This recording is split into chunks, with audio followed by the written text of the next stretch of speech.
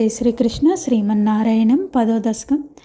వైకుంఠవర్ధితబలోద్ధభవత్ప్రసాదాత్ అంభోజయో నిరసృజత్ కిల జీవదేహాన్ స్థాస్నూని భూర్హమయాని తథాతిరశ్చాం జాతిర్మనుష్యనివహానపి దేవభేదాన్. వైకుంఠనాథ, నీ అనుగ్రహం వలన తపోబలమును బుద్ధిబలమును మిక్కుటముగా సంపాదించుకున్న బ్రహ్మదేవుడు సృష్టిని ప్రారంభించెను. అతడు స్థిరముగా ఉండు వృక్షాలను, అడ్డగా ఉండి నడిచే పశువులను, పక్షులను, అట్లే మానవులను, సిద్ధులను మొదలైన దేవతలను సృష్టించెను. ఈ విధముగా బ్రహ్మదేవుడు అనేక విధములైన జీవులను సృష్టి చేసెను.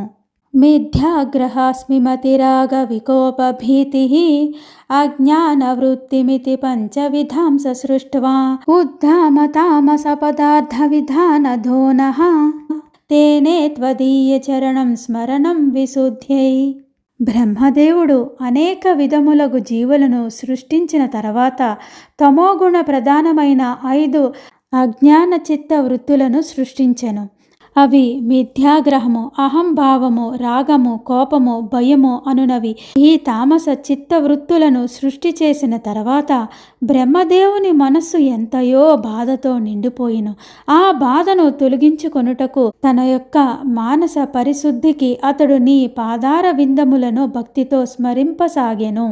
తావత్ ససర్జ మనసా సనకం సనందం భూయత్ సనాతనమునించ సనత్కుమారం తే సృష్టికర్మణి తు తేన నియుజ్యమానాః త్వత్పాదభక్తిరసికా జగృహుర్నవాణీం. ఆ తర్వాత బ్రహ్మదేవుడు తన సంకల్ప బలము వలన సనకుడు, సనందుడు, సనాతనుడు, సనత్కుమారుడు అను బ్రహ్మర్షులను సృష్టించెను. సృష్టి కార్యమునందు పాల్గొనవలసిందిగా బ్రహ్మదేవుడు వారిని ఆదేశించెను. కానీ వారందరూ పరమాత్మవగు నీ పాదపద్మములు యందు అంతులేని భక్తి కలవారు కావున అతని మాటను గౌరవింపలేదు. తావత్ ప్రకోపముదితం ప్రతిరుద్ధతోస్య భ్రూమధ్యతో జనిమృఢో భవదేకదేశః నామాని మే కురు పదాని చ విరించేతి ఆధౌరురోధ కిల తేన సరుద్రనామా.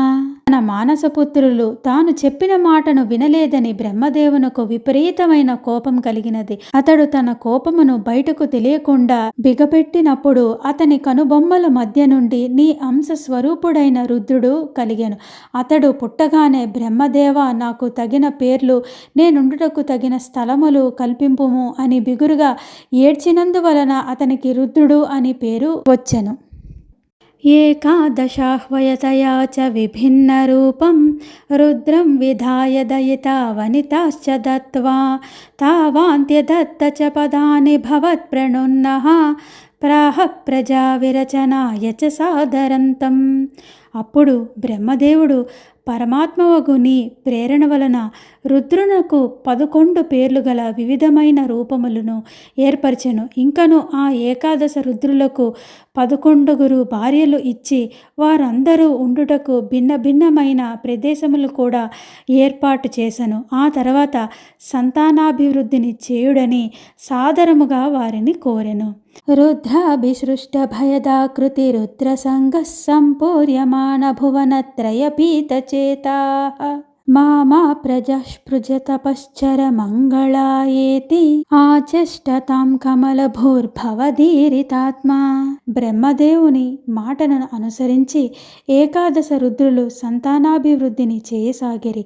వారి సంతానమంతయు మహాభయంకరముగా ఉండి ముల్లోకాలను భయపెట్టసాగెను.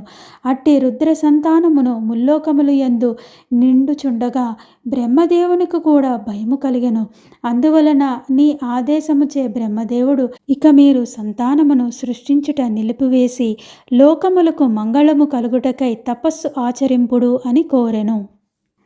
తస్యాధసర్గరసికస్య మరీచిరత్రిః తత్ర గిరః కృతిమునిః పులః పులస్త్యః అంగాదజాయత భృగుశ్చ వసిష్ఠదక్షౌ శ్రీనారదశ్చ భగవన్ భవదంగ్రిదాసః. స్వామి, చక్కగా సృష్టిని చేయుచున్న బ్రహ్మదేవుని యొక్క అవయవముల నుండి మరీచి, అత్రి, అంగీరసుడు, క్రతువు, పులస్తుడు, పులహుడు, భృగువు అను మహర్షులు జన్మించిరి. అట్లే వశిష్ఠ మహర్షి, దక్ష ప్రజాపతి, నీ పాదభక్తుడైన నారద మహర్షి కూడా పుట్టిరి.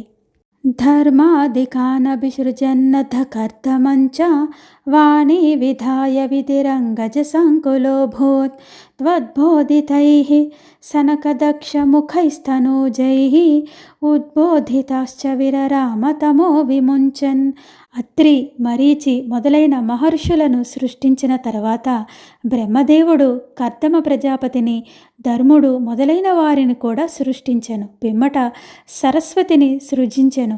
అందచందములతో ఉన్న సుందరముగా ఉన్న వాణిని చూసి బ్రహ్మదేవుడు మోహపరవశుడయ్యెను. అప్పుడు నీ ప్రేరణ వలన సనుకుడు, దక్షుడు మొదలైన బ్రహ్మపుత్రులు బ్రహ్మదేవుని అడ్డుకొని సమైక్య జ్ఞానము కలుగునట్లు చేసిరి.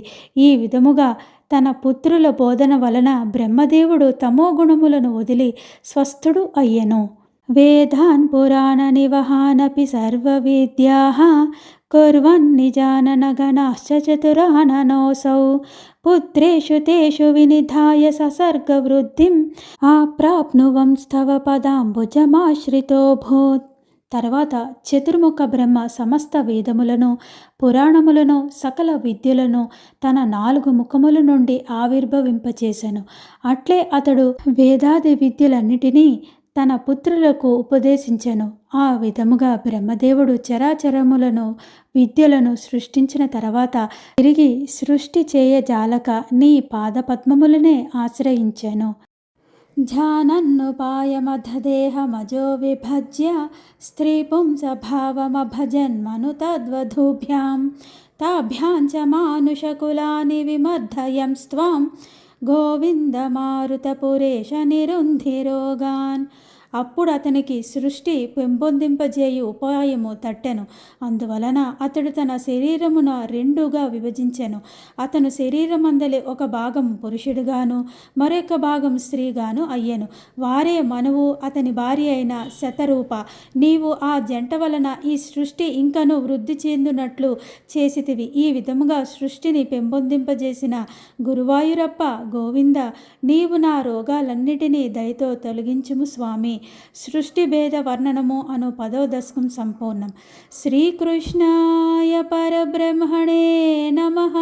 నారాయణ అఖిల గురో భగవన్ నమస్తే.